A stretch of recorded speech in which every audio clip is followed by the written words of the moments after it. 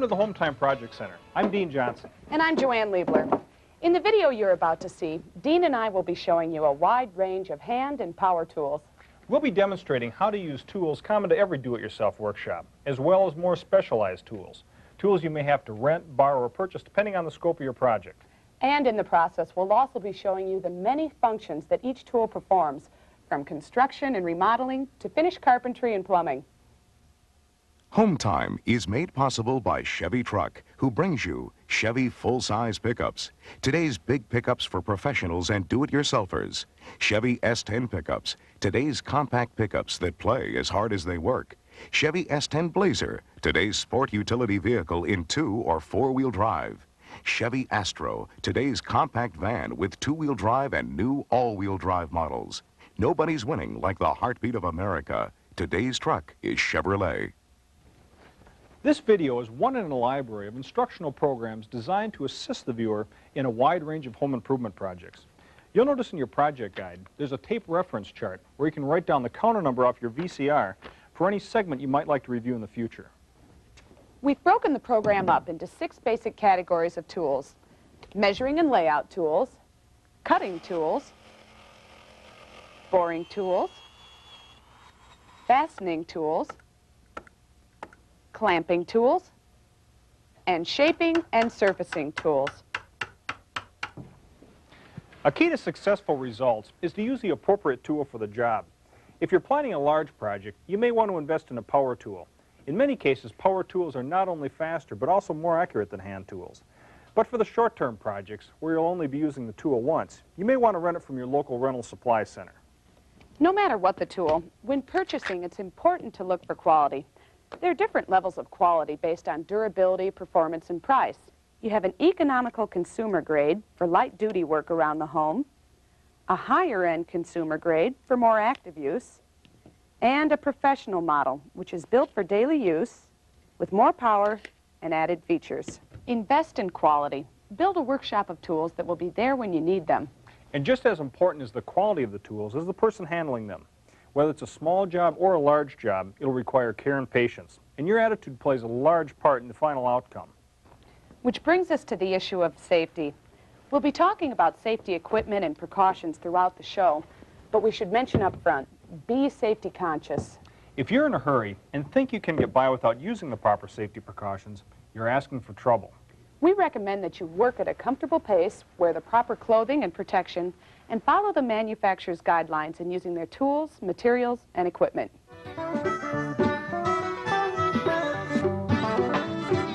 In the ancient world, the instrument used for measuring distances was the human body. The basic unit of measurement was the cubit.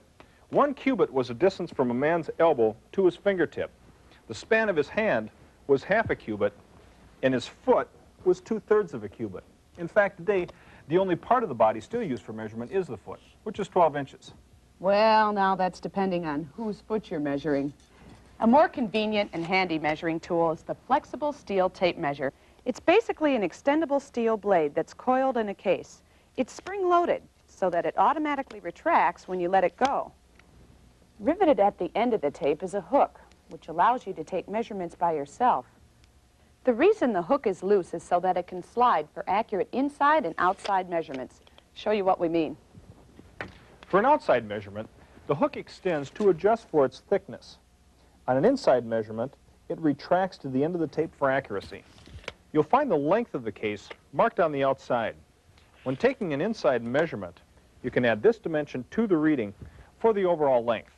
So I add the dimension of 3 inches to our reading of 29 inches for a total length of 32 inches. A nice feature to have on a tape measure is a lock that holds the extended tape in position on the workpiece. And after the measurement's been taken, simply release the lock and the tape will recoil. It's always a good idea to slow the blade return with your finger to prevent the end from jarring loose. Flexible steel tape measures come in several lengths, all the way from a 30-foot model to a little 3-foot keychain model. The widths of the blades also range in size, going from a 1/4 inch all the way up to a full inch. Now this can really make a difference if you're trying to measure in a hard-to-reach place by yourself. For instance, a 1/2 inch tape measure will pull out about 3 feet before dropping.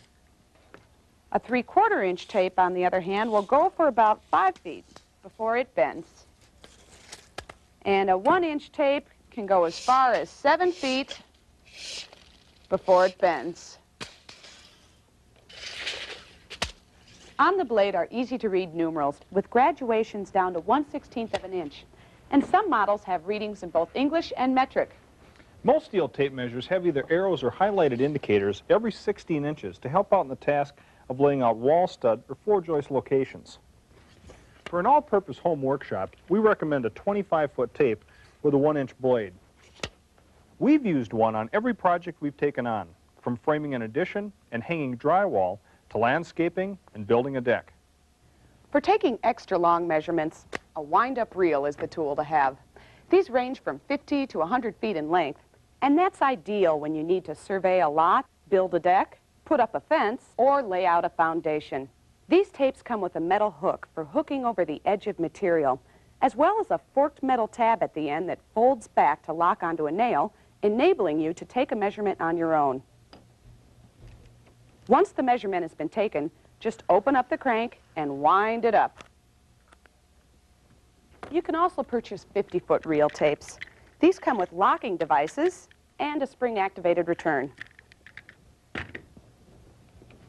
For establishing accurate and square layout lines, a good tool to have is a framing square. The framing square is an L-shaped piece of aluminum or steel with ruler figures and measurement tables embossed on both sides. At one time, framing squares were made of wood. That was up until a Vermont blacksmith saw how a metal square could maintain accuracy better and longer. He hand-stamped a couple of old saw blades he'd forged together, and in a few years he became a rich man. The main body is 24 inches long and 2 inches wide, and the short leg or tongue is 16 inches long and 1.5 inches wide. These length dimensions correspond with the two standard framing distances between floor joists and wall studs. The heel where the body and the tongue meet is an exact 90-degree angle, which enables you to check the squareness of an object or a work site. There's a quick and easy method for determining the squareness of a square. Just draw a straight line on a piece of paper. Set the edge along the line. Then draw along the right angle. Flip it over, line it up, and do the same.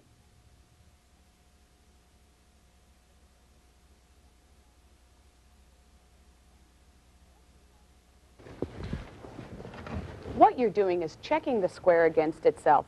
If the two right angle lines don't match up, then it's not square. Framing squares also provide information for calculating the pitch of roof rafters and for laying out a stairway. To give you an idea of how this works, we'll lay out a stringer for a stairway on this 2x12 board. First, I position the 7.5-inch dimension of the riser off the tongue of the square, and the 10-inch dimension of the tread off the body of the square. Then I outline the angle with a pencil, and follow that procedure down the rest of the 2x12, the desired length of the stringer.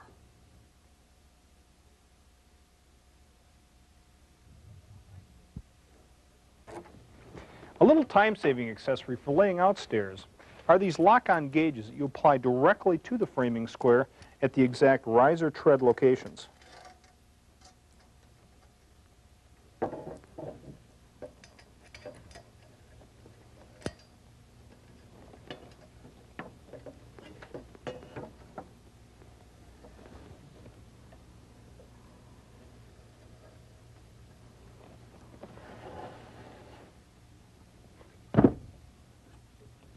Another handy tool for the home remodeler is the combination square. The combination square does just that. It performs a combination of tasks. This 12-inch sliding steel rule serves as a depth gauge and a mini framing square for checking outside and inside square. The handle is designed with a 45-degree angle for determining accurate miters. The combination square also has a spirit level for checking level and plumb. The steel rule can also be removed and used as a straight edge. With some models, you have the added feature of a pointed scribe that can be removed from the handle for marking your material. Here's a tool that's become very popular over the last few years. It's called a quick square. It's a triangle of heavy-duty aluminum that has an adjustable arm that can be set at any angle for laying out rafters, decks, and is a guide for a power saw.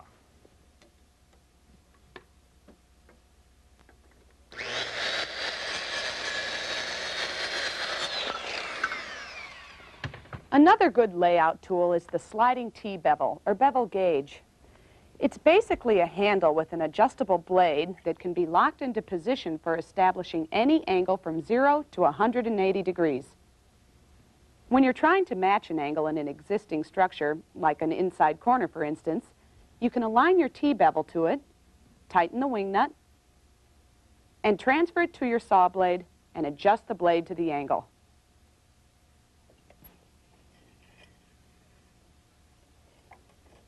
With just about every home carpentry project, whether it's building a deck, adding a room addition, or hanging a door, you want your horizontal surfaces level and your vertical surfaces plumb. Now, the pioneers went quite a ways in leveling a door sill with just a jar of water, but I'll take a level any day. Levels come in several different lengths. Typically, the longer the level, the more accurate the reading. This is especially true when you're bridging irregular spans. For most household jobs, a 2-foot level will suffice. But if you're hanging a door, a 4-foot level is more effective. Thanks. To check for level, we'll place a level on the work, and then checking the center of the vial, we see if the bubble is in between the two parallel lines. For plumb, place a level upright on the work, and then check the top and bottom vial. For smaller work, you can use a torpedo level. They're usually about 9 inches long and work well for confined areas. Most come with a 45-degree miter bubble, as well as a level and plumb vial. Two other layout tools we need to mention are a plumb bob and a chalk line.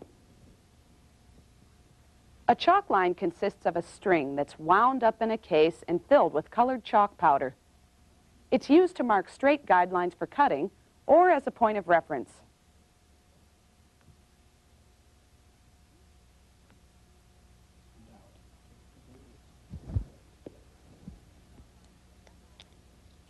We've used the chalk line on a number of occasions for establishing a grid for laying tile, roofing an addition, and putting in vinyl floor covering. Okay. To use a chalk line, you first pull out the string and then give it a little snap to remove any excess chalk, place it on the mark, and give it a final snap. Got it there, Joe? Yep. There's our line. Now all we have to do is unhinge the crank and reel it in. Okay. A note of caution about chalk. It's fairly permanent. It won't disappear from unfinished concrete, and it can bleed through paint that hasn't been fully sealed. A plumb bob is merely a pointed weight with a cord attached to it. It's a simple way to determine plumb. Just let it hang by the cord and let the weight do the work. Let's say you're building a partition wall, and you want to determine if the wall is plumb. You can attach a block of wood to the side of the wall at the top. Then, dropping the string over the block, you can measure out the distance from the sole plate to the point of the plumb bob. Subtract the width of the block of the wood, and that gives you the point in which you want to plumb your wall to.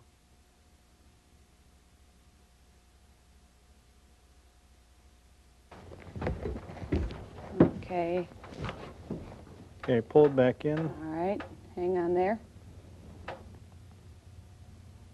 Stop. A chalk line can also substitute as a plumb bob, and for that matter, any pointed weight that can be hoisted by a string.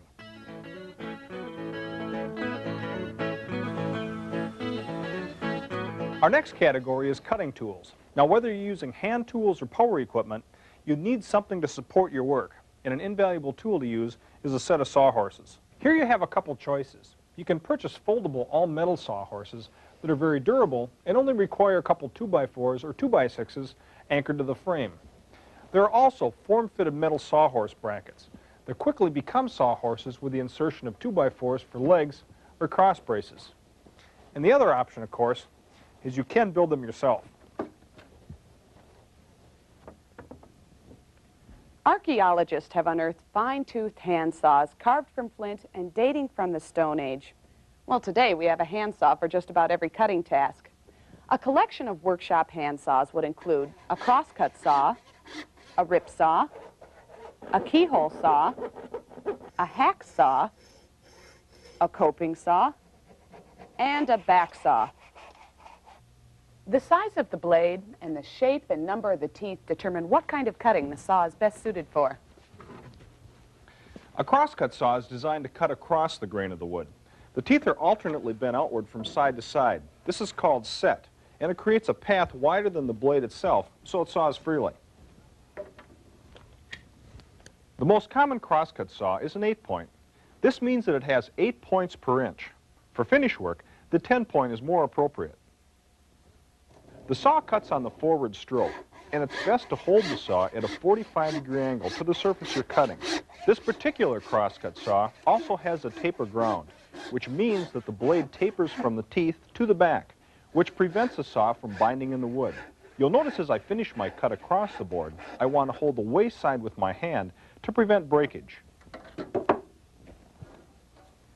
A more compact crosscut saw is a toolbox saw, so called because it's 18 inches long and will fit in a toolbox. Now this is a very sharp saw that has a built-in 90-degree angle.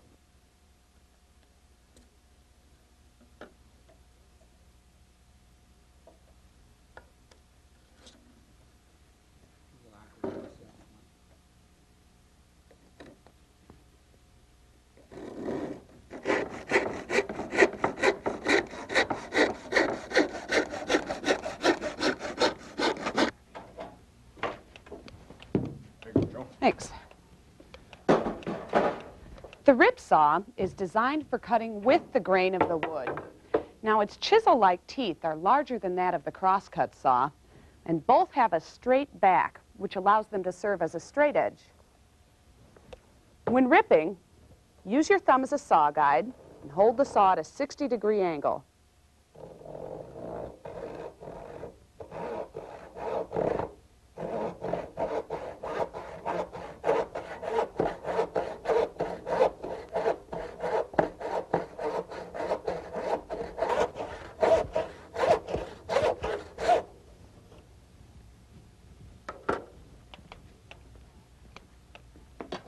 The keyhole saw, or compass saw, has a narrow, tapered blade. It's ideal for cutting out openings in walls, floors, and materials, as well as for cutting curves. Starting with a pilot hole pre-bored into the wood, you can make an entire cutout with a keyhole saw, or get the cut started for a larger saw to finish.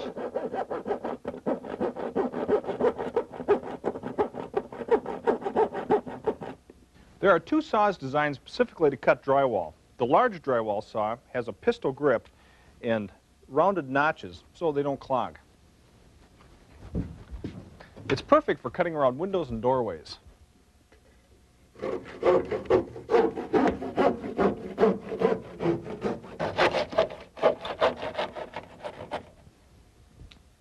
The smaller version has a straight handle, and its specialty is cutting around electrical outlets, switches, and pipes. With drywall, you don't need a pilot hole. Just tap the point through and start cutting.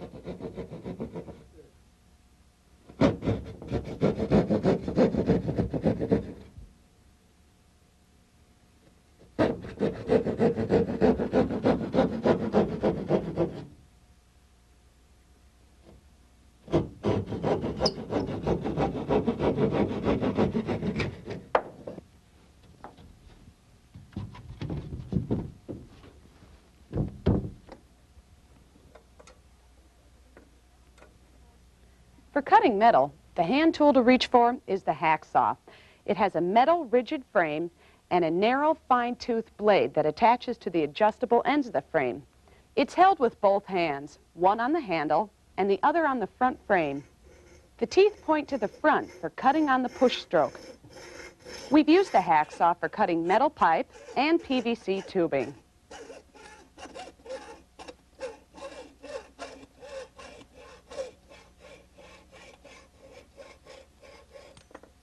For hard-to-reach places, you can use the smaller version, the mini hacksaw. The coping saw is designed for finish work, for making interior or curved cuts in wood. Its fine-toothed blade is inserted into two holder pins, much like the hacksaw. For making interior cuts, you first detach the blade, insert it through a pre-drilled hole in the wood, Then reconnect it to the frame and make the cut. A coping saw is also used in finished carpentry when cutting baseboard that requires a cope joint. I'll demonstrate on this piece of baseboard here. I first make a 45-degree cut.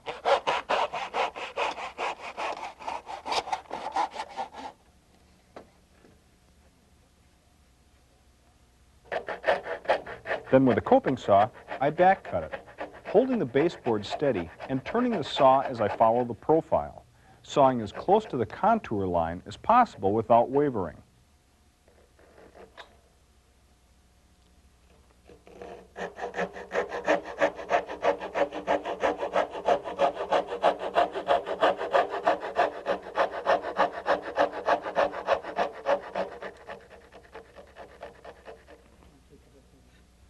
Then I fit it flush at the corner to the other length of baseboard. The back saw is specially designed for cutting joints in wood. It differs from regular hand saws in many ways. The teeth are finer, and there are more teeth per inch. It also has a reinforced steel back edge that eliminates any flexing of the blade that could affect the accuracy of the cut. Back saws are used primarily in combination with miter boxes. There are wooden, plastic, and metal miter boxes, not to mention power miter saws. The metal miter box comes with a calibrated table guide for more exacting cuts, and it also has saw supports onto which the saw mounts. For making a 45-degree miter cut, I just move it to the angle setting where it clicks into place, then cut.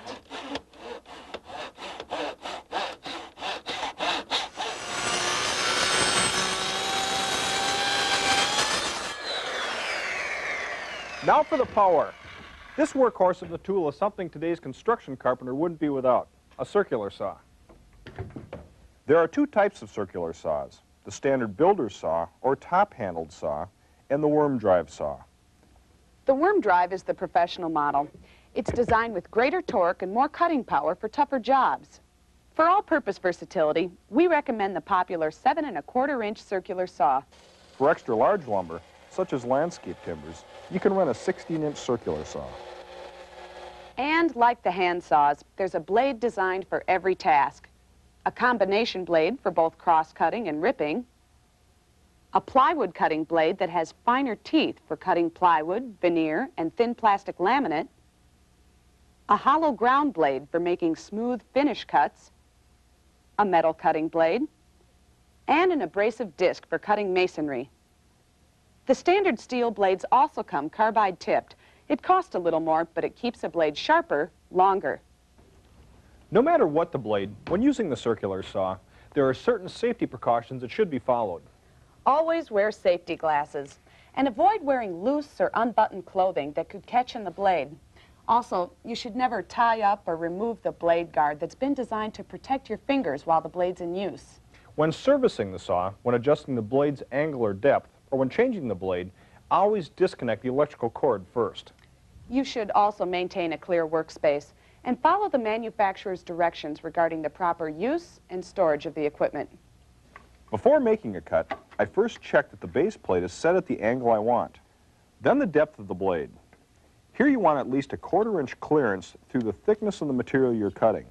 This will ensure that the maximum number of teeth are cutting the material. Then I plug it in, align the cutting guide to the line, and without forcing it, I move the blade through the material, letting the saw do the work. When finished, I wait for the saw to come to a full stop before setting it down. For making rip cuts, you can use a rip fence that's pulled out to the desired length and locked down with a wing nut. A straight strip of wood, clamped to the work, will also suffice for getting a straight cut. Making an internal or plunge cut takes a careful eye and a little dexterity. First, I set the blade over the center of the marked line. Then I tilt it up so that the saw is resting on the base plate. Then with my other hand, I lift the saw guard, and then, turning it on, I slowly drop the blade down through the wood. I'm careful not to go backward. The saw can kick. The jigsaw, or saber saw, is a handy, versatile cutting tool that many a do-it-yourselfer wouldn't be without. There are electric and battery-operated jigsaws. Both come equipped with an adjustable base plate.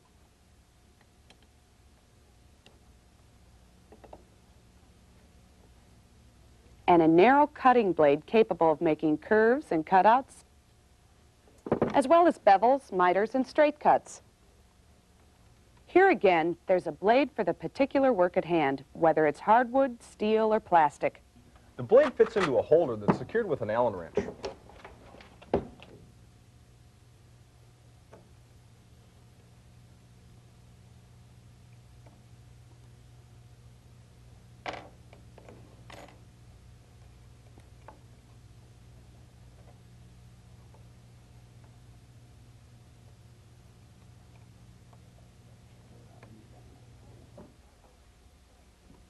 When cutting, it's a good idea to clamp your work. The up and down action of the blade can cause the wood to bounce. Also, the jigsaw blade's upward cutting stroke can splinter the surface, so it's best to turn your work over with your finished side down for a smoother cut.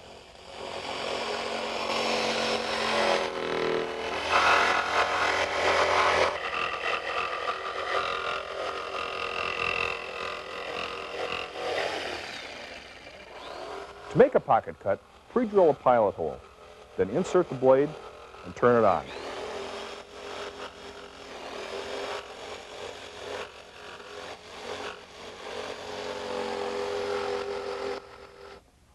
Like the jigsaw, the reciprocating saw is a versatile tool that has a back and forth cutting action.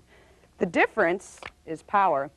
Whereas the jigsaw is used for clean and accurate cuts, the heavy-duty reciprocating saw is used for rough cutting, renovating, dismantling structure, opening up walls, removing studs, and cutting through nails and pipe. To demonstrate this, we'll use a 6-inch blade and we'll cut through this 2x4 plate. Okay, all set. When working with a reciprocating saw, always wear proper eye protection. And hang on, it's powerful and can really tug.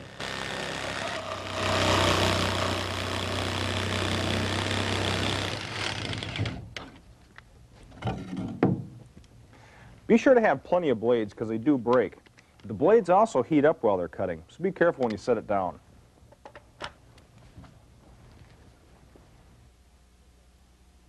This is a power miter saw. It makes crisp, fast, accurate cuts. It's highly recommended for people who will be doing extensive finish carpentry or picture framing. Basically, it's a circular saw that gets pulled down to cut the wood. And like the circular saw, there are a number of different blades that can be used for different cutting applications. For our demonstration, we're using a carbide-tipped crosscut blade. When selecting a saw blade, look at the number of teeth. The more teeth, the smoother the cut. Whatever blade you use, you want it to be sharp. A dull blade requires more exertion on your part, and you won't get the clean cut you want for a good-looking miter joint. A tip when using a power miter is to raise it up off the table on some blocks of wood. This will allow space for the chips of wood that fall out to build up without clogging the mechanism. For cutting a miter joint, I first loosen and pivot the handle to the 45-degree stop on the table gauge and tighten it down. Align it to the mark, turn it on, and cut.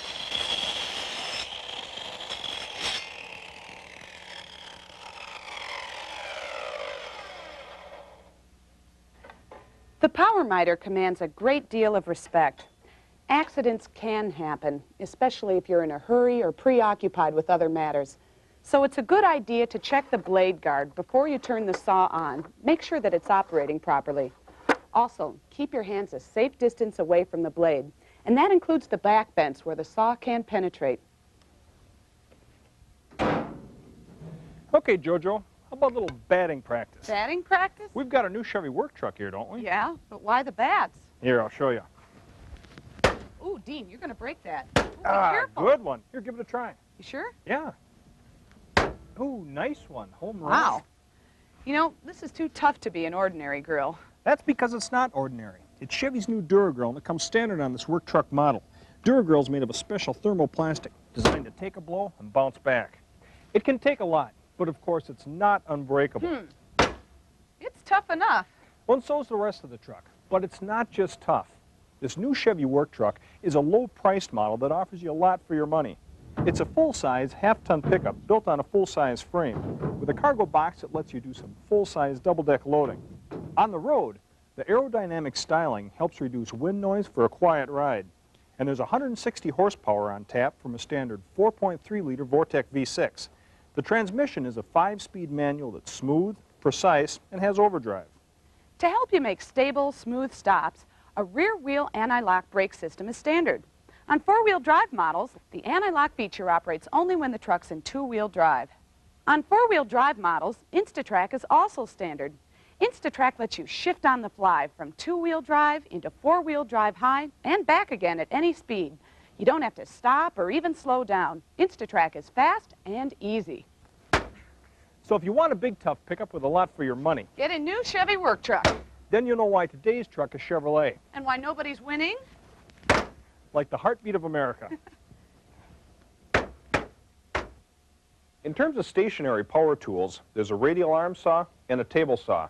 And although they're interchangeable on certain projects, overall, the table saw is better at ripping wood to width, whereas the radial arm saw is better at cross-cutting to length.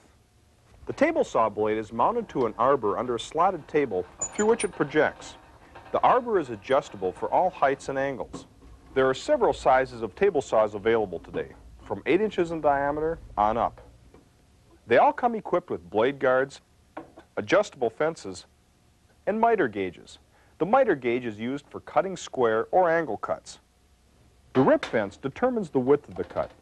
To set it, you just measure out from the blade and lock the fence at the desired dimension parallel to the blade. To make a cut, simply place the material on the table and feed it into the blade. The blade guard lifts up to accept the wood. Here again, safety must be stressed at all times. Always keep your hands away from the cutting blade.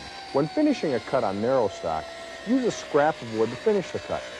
Or make your own push stick, which has a notch in it to keep the work flat on the table as you push it safely through the blade.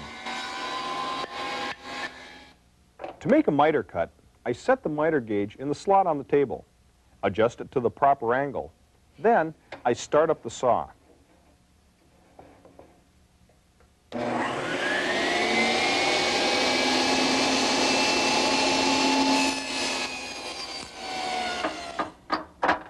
To make a bevel cut, I turn the tilting mechanism to the desired angle, which is indicated in degrees, and then cut.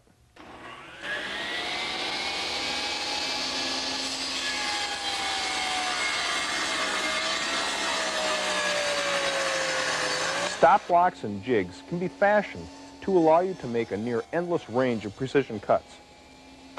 The radial arm saw has the versatility of a table saw with the benefits of a power miter. It's easier to make mitered cuts on radial arm saws.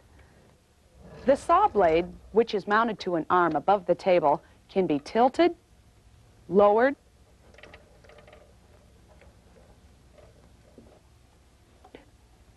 and swung around for the desired cut.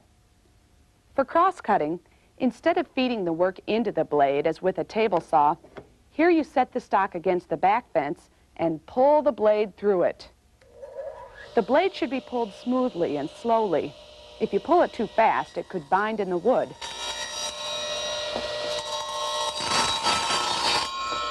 For ripping, the whole arm assembly or yoke can be swiveled and locked into position parallel to the fence, toward the column for in-ripping and away from the column for out-ripping.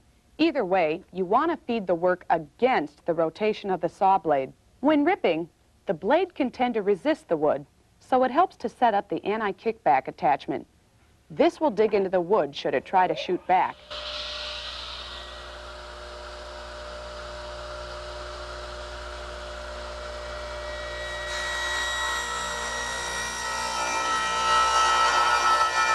For mitering and angle cutting, the saw unit can be positioned on its axis to the desired degree of angle.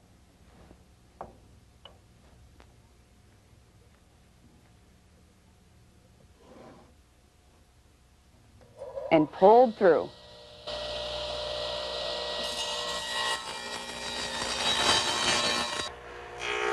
For dados or groove cuts, it's just a matter of attaching the proper blade and adjusting it to the depth you want.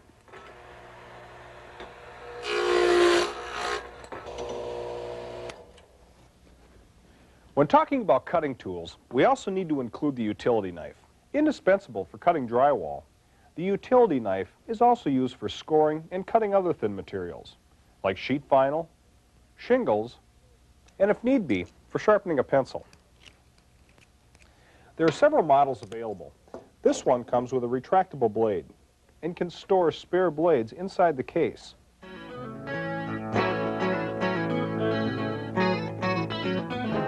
Drills come in many shapes and sizes, and although power drills are our choice by far, hand drills are practical where there's no electricity.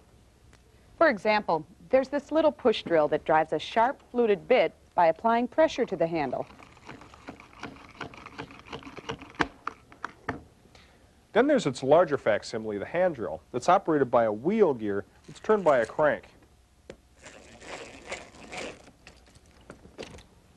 Now here's a hand drill that saw a lot of action before the advent of power drills.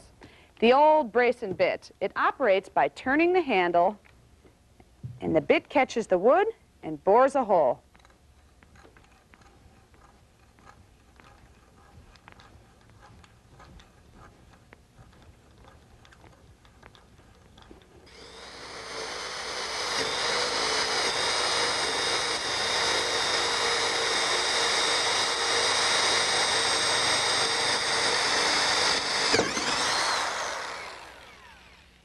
For power, there's the electric and the cordless or rechargeable drill. Both offer a lot more to the do-it-yourselfer than the means to bore a hole. With the proper bit or accessory, they can drive screws, remove paint and rust, stir paint, buff, and sand. Cordless drills are fine for light to medium-duty action, but electric drills have the advantage in the long run because their power isn't reduced working under a continuous load. Electric drills offer you a range of features, sizes, and capabilities. The size of the drill is based on the diameter of the chuck, where the shank of the drill bit is anchored. Drills come in 1/4 inch, 3/8, and 1/2 inch sizes. Generally, the larger the size, the larger the motor. The 1/2 inch drill is used on jobs that require more power. For general work around the home, we think that the 3/8 inch is the best bet. Some features that make it even more versatile include a reversible action for backing out a drill bit or a screw. A variable speed feature helps you adapt to a variety of materials.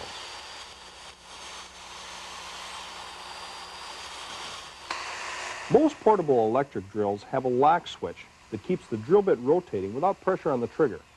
Typically, the chuck is tightened and loosened with a chuck key. When it comes to drill bits, there's a wide selection.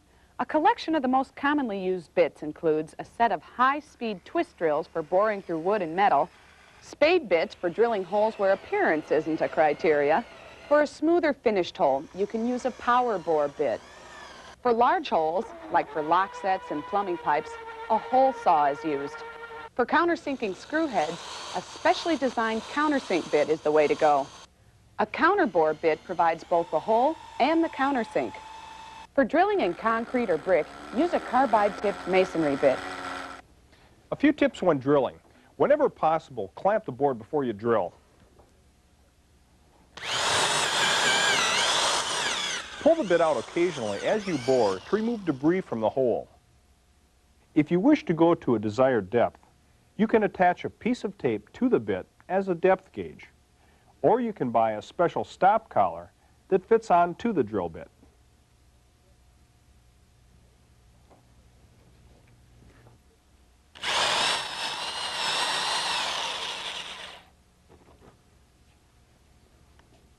When drilling with spade bits or auger bits, you need to be careful not to splinter the underside of the wood. Actually keep the bit from penetrating all the way through. Then you can turn your work over and finish up the hole.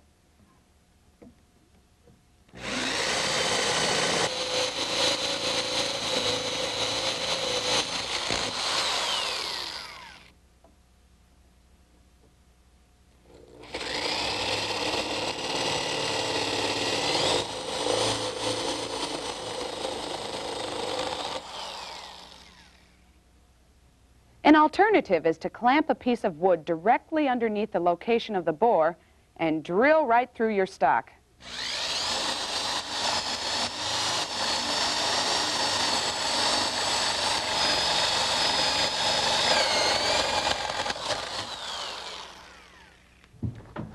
For heavy-duty drilling between floor joists and walls, the right-angle drill is ideal. It's a rentable unit that's very powerful for reaching those hard-to-get areas. And when your project calls for extensive drilling through 2x material, whether it's to run electrical wiring or water pipe, this is a tool that will take the strain out of the job.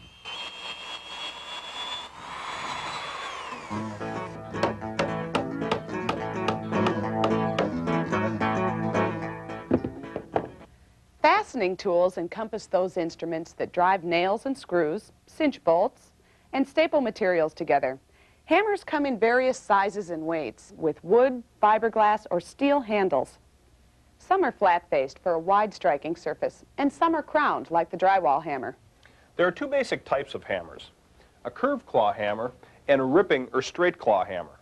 The curved claw hammer is for pulling nails, either in dismantling work or replacing bent nails. The straighter claw makes it easier to pull up boards and pry up nails from side to side. The most commonly used hammers weigh from 7 ounces to 22 ounces. The more it weighs, the heavier duty job it can handle. The lightweight hammers have smaller heads for more intricate work, like nailing brads. For finished carpentry, a 14 to 16 ounce hammer is appropriate for nailing trim and base. When removing nails, whether with a curved claw or ripping claw, a scrap piece of wood can be added to protect the surface from hammer indentations and for leverage. Over 20 ounces, the ripping claw hammer is called a framing hammer. It's used predominantly in construction or rough carpentry, as opposed to finish work. It's heavier than the curved claw hammer, which aids a carpenter in driving larger nails. On some, the head is waffled or checkered to minimize the deflection of nails when striking, which can happen to anyone no matter what the hammer, so it's best to wear safety glasses. When selecting a hammer, the best advice is to find the one that feels the most comfortable in your hand. Typically, longer handles tend to provide better balance for hammers that weigh 20 ounces or more. The strongest handles are made of steel and fiberglass, and there are some graphite handles that are shock resistant. The head of a good hammer is made out of high-quality steel, and it's heat-treated for toughness and hardness for performance and safety. This little accessory is called a nail set. It's used to sink a finish nail below the surface. When setting a finish nail, drive it in just above the surface to prevent any marring by the hammer blow. Then place the tip of the nail set on the nail head and tap it down. Not too far, just recessed enough to fill with wood dough. A good rule of thumb is to sink the nail as deep as the nail head is wide. Specialty hammers include the ball-peen hammer, the tack hammer, the roofer's hatchet, the drywall hammer, and the rubber mallet. The ball-peen hammer is used in metalwork for driving punches and cold chisels and to seat and shape rivets. A tack hammer's purpose is to do just that, hammer tacks. It has a smaller head that's magnetized for starting tacks. The roofer's hatchet is a handy, multi-purpose tool that has a checkered head for driving the roofing nails, a hatchet for scoring the shingles, and a gauge which allows you to set the desired length for shingle exposure. The drywall hammer has a wide checkered face that has a convex or crown for seating the drywall nails just below the surface without bursting the paper skin of the drywall. A rubber mallet is widely used in tapping wooden joints together and setting patio bricks. Anywhere a blow from a steel-headed hammer could damage or mar the surface, it's recommended that you use a rubber, wooden, or plastic mallet. One last tip on hammers. If you want them to last a lifetime, use them only for the purpose they're intended. Also, you should never strike two tempered heads against each other, or they could shatter. Every do-it-yourself workshop should have a full set of manual screwdrivers. This includes the standard slotted as well as Phillips head screwdrivers. There are several shapes and widths of slotted tips. The important thing is to always use a tip that's almost as wide as the slot of the screw. If it's too narrow, it won't be effective in turning or removing. If it's wider than the slot, it could mar the surface of the wood while driving the screw.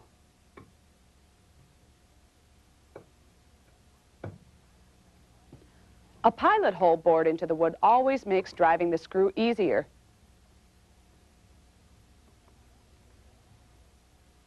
The hole should be no wider than the width of the shank of the screw. Another tip is to coat the threads of the screw with wax or soap for ease of installation. A spiral ratchet screwdriver will speed up the process of driving a screw. It works by applying pressure to the handle, and by pumping on it, the shank turns the screw by way of a spring action. The same cordless and electric power drills we showed you earlier can very easily be transformed into electric screwdrivers with the proper bit. These are used a lot by professionals for installing cabinets, underlayment, and hanging doors. Or you can also find cordless screwdrivers designed for this purpose. For drywall, there's a tool specifically designed for driving drywall screws called a screw gun. This screw gun comes with variable speed and reversible features, as well as a nose piece that sets the depth that the screw head will penetrate. And for hanging drywall, you want the screw head sunk just below the surface, but not too much to tear the paper. For fastening and removing bolts and lag screws, a set of wrenches can be a great service. An all-purpose collection should include an adjustable wrench and a set of combination box and open-end wrenches, and a ratchet and socket set.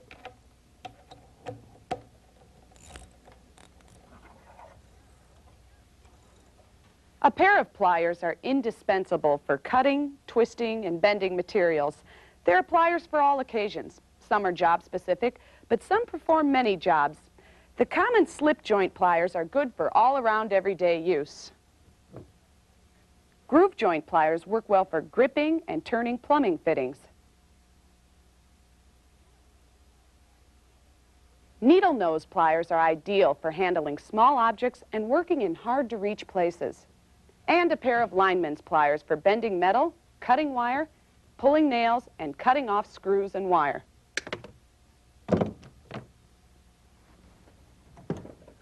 The last fastening tool on our list is the stapler.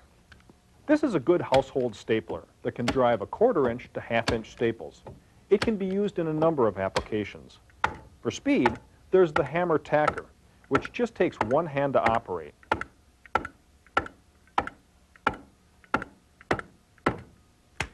Or for even more demanding construction jobs, you can buy or rent an electric staple gun.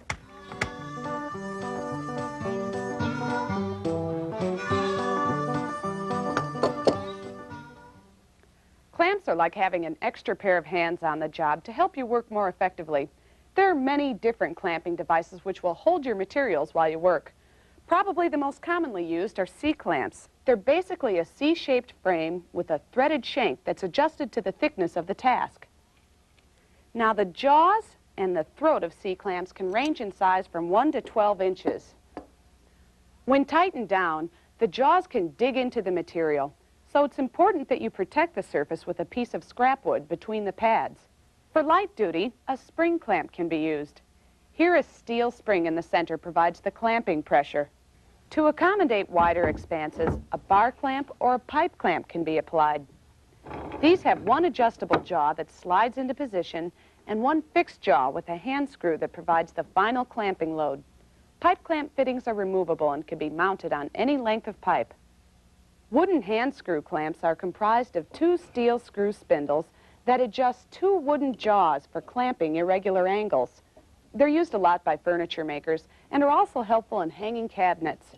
Another clamp that can be used for holding irregular shaped objects is the vice grip clamp. The clamping tension is adjusted by a threaded spindle and released by a lever in the handle. Bench vices can be of great assistance to the do-it-yourselfer. They're mounted on top of a workbench or table by bolting on or clamping on. The bolt-on vise comes with a rigid or swivel base. For the home workshop, a swivel base is recommended for accommodating whatever angle you need.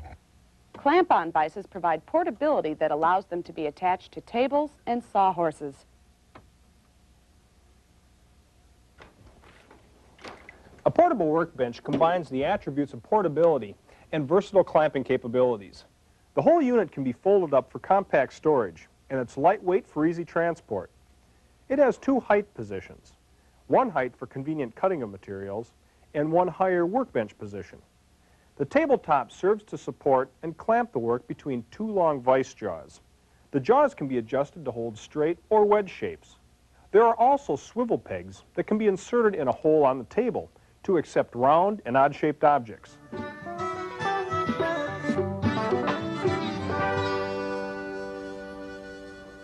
Our next category is shaping and surfacing tools. These tools assist in the finishing process, from shaping and planing to filing and sanding. The wood chisel is an asset for shaping, chipping, and removing wood. We keep a full set of sharp wood chisels for a multitude of tasks. A common set would consist of a 1/4 inch, a 1/2 inch, a 3/4 inch, and a 1 inch chisel. A wood chisel does require a little dexterity, and one thing to remember, always cut with the grain of the wood. If you go against the grain, you could raise the wood fibers and cause a rough surface. Typically, the chisel is guided by one hand as a hammer is held in the other, tapping it along as it cuts.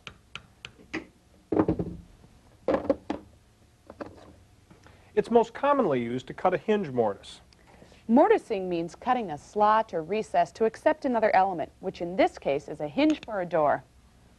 A hinge mortise is an indentation cut in the door so that the hinge will set flush with the edge of the door.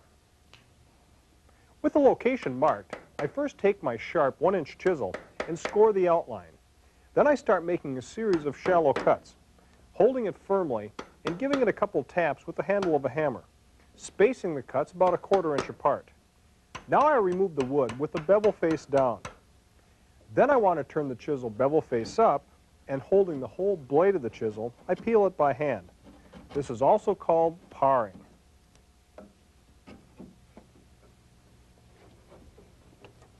Just take care of that one. There are dozens of rasps, files, and surface forming tools that are used for smoothing and shaping wood and metal. Generally, rasps are used on wood and files on metal, and both come in several shapes: flat, round, half round, and triangular. The difference between rasps and files is that rasps have individual cutting teeth that range in cutting coarseness from rough to smooth. Files have rows of cutting teeth in either single cut for fine work, double cut for rough work, and curved tooth for soft metal. They cut on the forward stroke only. Even pressure is applied in the outward stroke and lifted on the return. A good all-around rasp to have is a 4-in-hand rasp. Also known as a shoe rasp, it combines both file and rasp capabilities with a half-round profile. Surface forming tools are handy, lightweight tools that come with replaceable steel blades. They come long and short, flat and round. The blades are perforated like a cheese grater, with sharp cutting teeth interspersed with holes to clear the waste.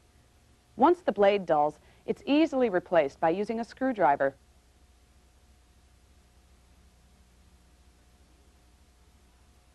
For convenience, on some, the handle can be adjusted to an upright or straight position. The surface forming rasp will leave the surface rough, so if you require a smooth finish, you'll need to sand or plane it. A plane is used by woodworkers to level and smooth wood as well as to bring it down to size. It's basically a chisel-like blade that's pushed across a surface in either a straight pass or at an angle. Some of the more commonly used planes are the jack plane and the block plane. For leveling long surfaces, it's best to use a longer plane, like a jack plane. It'll shave down the high spots, whereas a shorter plane, like a block plane, will tend to follow the contour. For all-purpose home workshop use, the jack plane can accomplish most tasks. The cutting blade faces bevel side down, with the iron at a 45-degree angle. The plane's shoe, or underside, reveals the angle of the blade and how far out it's exposed. A lateral adjustment lever is moved to the right or left to square the blade, and a depth adjustment screw is turned to set how far the blade is exposed. The block plane is somewhat different. The plane iron is mounted bevel side up, and there are different ways to adjust it, depending on the model. The plane is operated with both hands, one on the handle and the other one on the front knob. For smoothing wood, you want to always plane in the uphill direction of the grain. Going in the downhill direction will lift up the wood fiber and leave a rough surface. Also, avoid rounding off the corners by keeping the plane flat on the surface with each stroke and stopping every so often to clean out the shavings. When cutting end grain, there's a tendency to split the edge with each pass, so it's best to come in from one side partway, then come in from the other side.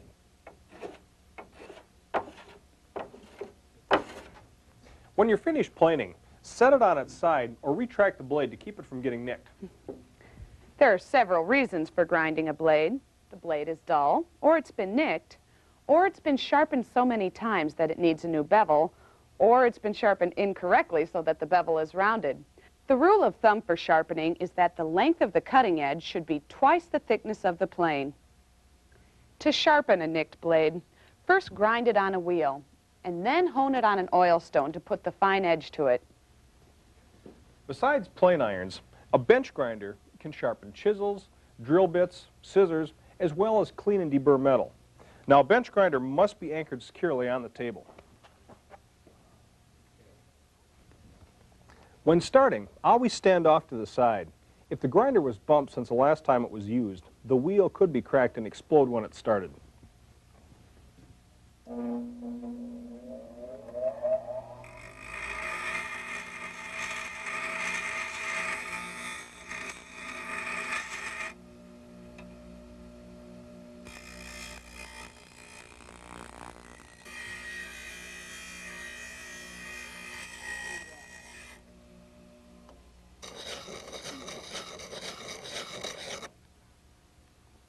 With the blade ground down, the next step is to hone it to a fine edge with an oil stone.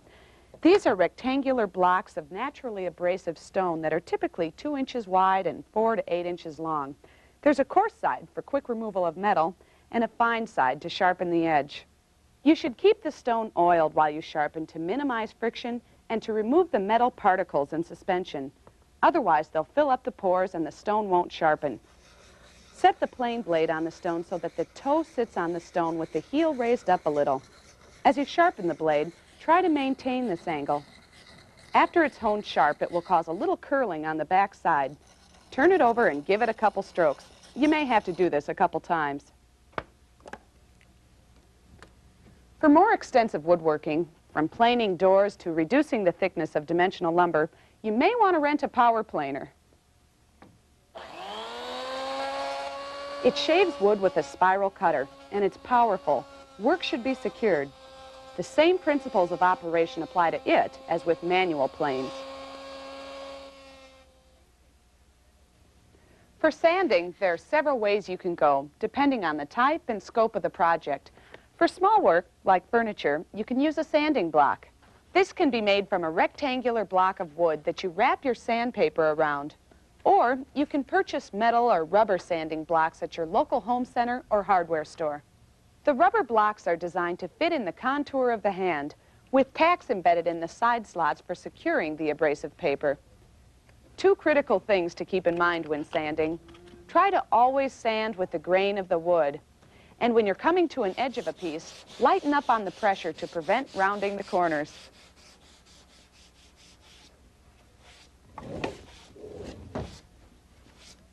For larger applications, a belt sander may be necessary. It can be purchased or rented for sanding rough-cut lumber, paneling, metal, or removing old paint and varnish. It's comprised of a continuous sanding belt that's fitted around 2 rollers. The belt is easily mounted and removed. To remove, just pull back the tension lever. Then place the new belt on with arrows in the direction of the rotation.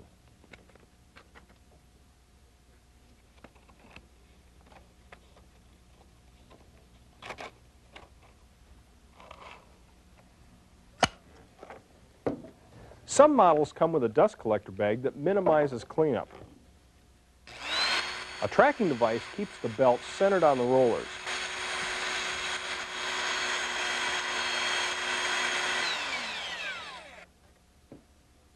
The sander is moved in back and forth and side-to-side directions, overlapping the sanded areas as you move. It's important that the sander be kept in constant motion to prevent any gouging or marring of the surface. Sand with the grain of the wood, and avoid rounding off square corners by easing up on the front of the sander when nearing the edge of the work. Another power sander we've used for finish work is the orbital sander. Sandpaper clamps onto the bottom of a square or rectangular sanding pad. What makes it orbital is its circular sanding action. They're great for sanding into corners and confined spaces. Some orbital sanders provide an orbiting action as well as a straight line action. This is ideal because the orbiting can tend to leave swirl marks in the surface. The straight line action allows you to smooth it out for a final finish.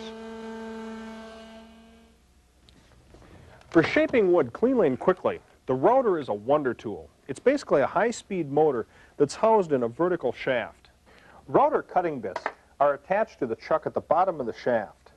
There are cutting bits for making a wide variety of shapes and patterns, for rounding edges, chamfering, rabbiting, and coving, as well as creating V-grooves and straight channels in a board. The procedure for fitting the bit into the chuck will depend on the particular machine, but one step is the same, and that is to pull the plug from the power supply before attaching it.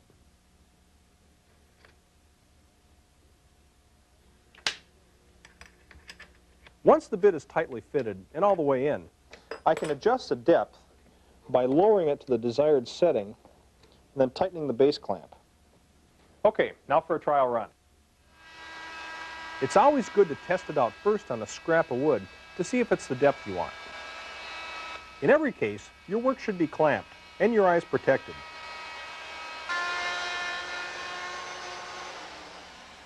Okay, it's close, but I want the cut to be a little deeper for more definition.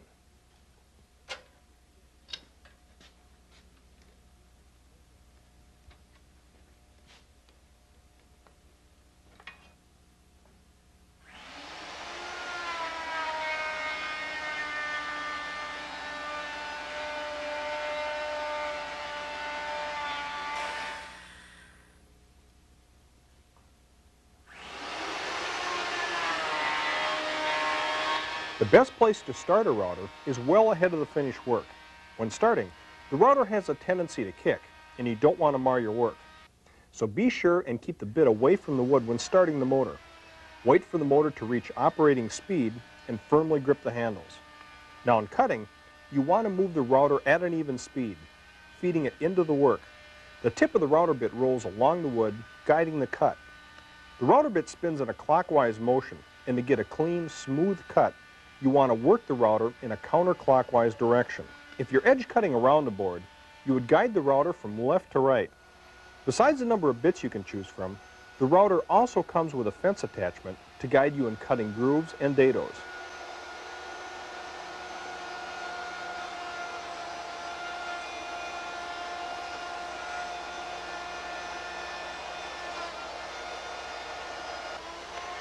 For extensive routering projects, you may want to consider a router table.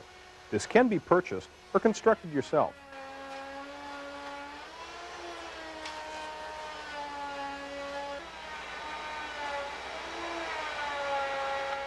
Basically, it's comprised of a router that's been mounted upside down under a table so that the bit protrudes through a hole. A fence is then anchored or clamped to the tabletop with a notch for the router bit. The material is fed into the bit from right to left.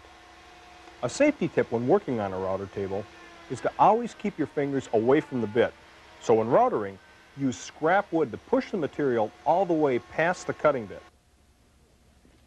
That takes care of tools. The last element of the shop we'd like to address is safety equipment. This includes safety glasses and safety shields to protect your eyes. Particle masks and respirators to safeguard your lungs. And don't forget about ear protection to muffle the roar of power equipment.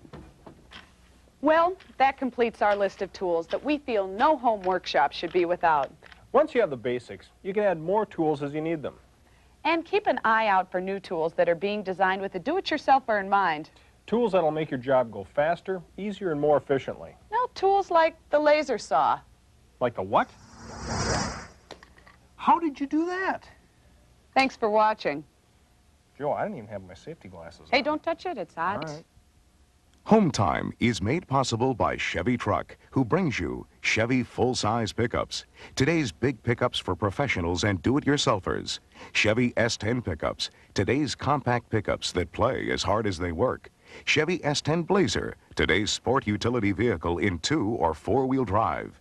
Chevy Astro, today's compact van with 2-wheel drive and new all-wheel drive models. Nobody's winning like the heartbeat of America. Today's truck is Chevrolet.